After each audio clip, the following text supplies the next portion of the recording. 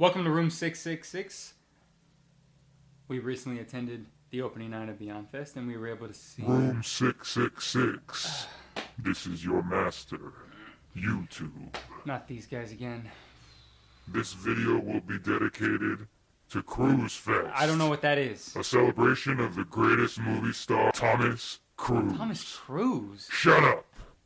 You will do a positive review of American Made or you will be cut. I haven't seen American Made, so I can't give it a good review. You don't need to see movies to be a YouTube critic, you fool. Besides, I hear it's just like Blow. No, well if it's just like Blow, then I don't want to see it. I don't like Blow. Blow blows. You don't like Blow? Look, I'm sorry about those assholes from YouTube, but we're back, okay? Alright? You're gonna interrupt me like that? Alright. Welcome to room 666. Today, we're going to be reviewing a Brawl and Cell Block 99. And as a matter of fact, when I see fucking YouTube, we're going to brawl, baby.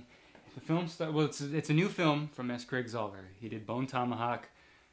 It's got Vince Vaughn, Jennifer Carpenter, Udo Kier, and Don Johnson. And I fucking swear, you come at me, YouTube, we're going to go. We're going to go. But I do shit. Start off with the director, the maniac, S. Craig Zahler. This is his second film as a director. I know he was a writer before. And his first film was Bone Tomahawk. And that one is same thing as this. They have the exact same feel, which is that kind of grindhouse 70s, like, just B-movie type feel, but done really well. Like, it has all those aspects where there's the violence and the kind of weird characters and the weird little plot scenarios that happen. Very B-movie things happen in his movies, but he does them well enough with the actually getting good performances. Like, for instance, Richard Jenkins in Bone Tomahawk probably deserved an Oscar for that. And you know, no one has any business getting an Oscar for a movie like Bone Tomahawk, but, you know, he gets good performances. And here, in Brawl, it's no different. And the way that it starts off is it's a bit slow. We start off getting to know Vince Vaughn's character, who basically, the reason why I think he takes his time at the beginning to get to know Vince Vaughn's character and his relationship is so that all the crazy stuff that happens towards the end, once he goes to prison, is not just this kind of gratuitous violence for no reason. You're just kind of like, oh, like he has to do this. There's a reason for this. And I think that's what puts this film above the rest and what makes it an A+ B movie. Oh yeah, that's right. Boom. That's my term. Someone's probably used it before, but I'm going to say that no one has and that I have. It's like a movie that would have came out in the 70s starring Gene Hackman that you would have just discovered on TV one night, like at midnight, you know what I mean? And it's like a movie that when it comes out, it should come out on VHS. It's just like this like dirty, gritty cinema that is just sort of in the vein of Tarantino, where he's using a lot of those B-movie aspects and a lot of those genre, you know, tropes and things and putting them into these kind of prestigious movies. He's completely different from Tarantino, but in that aspect they're the same. But I think with this and Bone Tomahawk, he's making his own style, and it's definitely his own, and it's great. He's one of my favorite directors working. Can't wait for his next film. Let's get into Vince Vaughn. That's right, Vince Vaughn, from Old School, from Swingers, you know, from The Delivery Man, or whatever, the one where he spreads his sperm all over the place. Yeah, Fred Claus. Yeah, you know, The Dilemma, where Kevin James does that one thing or whatever. Yeah, that Vince Vaughn. Well, guess what? He's not that Vince Vaughn anymore. At least I hope not. Basically, he strips away all those Vince Vaughn-isms that you know and love and probably hate by now. You know what I mean? Everything, it's all gone. He's got, like, comedic timing in it still, but it's not the same thing as, like, Old School or those, like, Wedding Crashers and things like that. He's still funny, but in a more dramatic role way.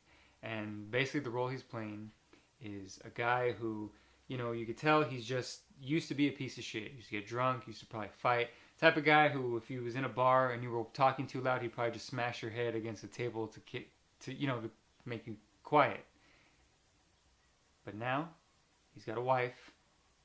He's trying to be sober. He's trying not to use violence as a means to, deal with the things that go wrong in his life. And all those scenes, all the quiet, moments, all the moments where Vince Vaughn is sort of just kind of being to himself, or even when he's beating the shit out of the car, are really good moments because they're believable. Even though it's Vince Vaughn, I think that might be a problem for a lot of people because of the Vince Vaughn they know. But once you really get past that, and once you start to see what he does in this film with just his looks, he doesn't really say too much. He moves at a really slow pace. He moves at his own pace. It's a really great performance. And when Vince Vaughn is in the prison, he's scary as fuck. Seriously, he's frightening. There was never a time where I was like, oh, this guy's going to be able to take Vince Vaughn. Nope. I always knew Vince Vaughn was going to be able to beat the shit out of them. All the fight scenes, he does great. You can tell he learned all those moves that he does and learned everything. He really went through it all because you could see his face because they're shot well enough to where you can see everything happening. Vince Vaughn's great in this. But one of the best parts and one of the standout parts of this film is Don Johnson. Now, Don Johnson plays a warden who is basically an asshole piece of shit. He's a cigar chomping piece of crap who just wants to torture inmates and doesn't want to give them any sort of rules or freedom at all. It's a really small part, but the times that he's in it, Don Johnson. Put him in everything like this. He was in Cold in July, if you've never seen that, where it's kind of a part like this. He's great. If he just does stuff like this all the time, love it. Vince Vaughn should get an Oscar for this. He's not going to. It's good stuff. Great performances. Udo Kier, that weird German guy who's always in stuff, he plays this really weird part, and it's a good thing he was cast for that part because it makes the part even weirder and stranger and just, I don't know, like I said, it's just these weird little B-movie subplot things and characters that are just, I don't know, they make the movie stand out. It's so unique in that way, but yet it's done well enough that you get great performances like Vince Vaughn's performance, which is just it could be in a prestigious movie. So, Vaughn, your money and you don't even know it, baby. Let's see it. Swingers 2, Favreau, where are you at? Let me call that motherfucker. Alright, straight to voicemail. Fine.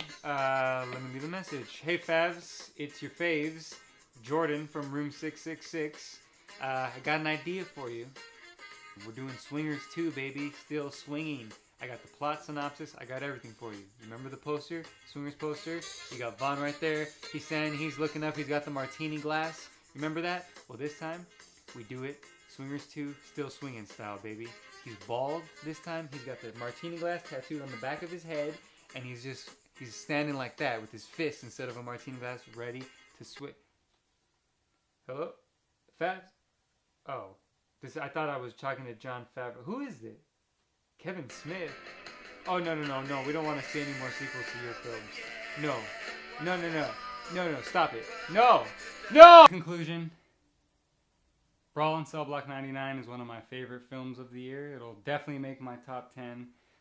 It's just a violent, fun, thrilling, slow burn of a time. And it just makes me see Vince Vaughn in a whole new light.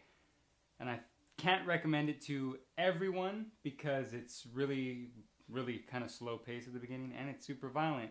And not a lot of people like those things, especially not mixed together. But if you like what you saw in the trailer, definitely go see it. Just be prepared for a lot of violent shit. Go run out and see it. Give movies like this your money. Go see Bone Tomahawk. See what he's got coming out next. See it all. Do it. And if you see YouTube out there, you tell them. You tell them that I'm coming. What the fuck? Oh, fuck. What the... You're gonna say how good American Made was, or the streets will run YouTube Red with your blood. Are you seriously going on about YouTube Red still? Yes. Please sign up for only $10 a month. I'll do whatever you want me to do. Just leave me alone. Answer these questions about American Made. Yeah, fine. Whatever gets you out of here. Isn't Thomas Cruise the best? Yes, sure. Do you browse through railway timetables, directories, or dictionaries just for pleasure? Do you often make tactless blunders? Do you consider the modern prisons without bar system doomed to failure? Is this some sort of Scientology personality test or something? Either you untie me or just slit my throat.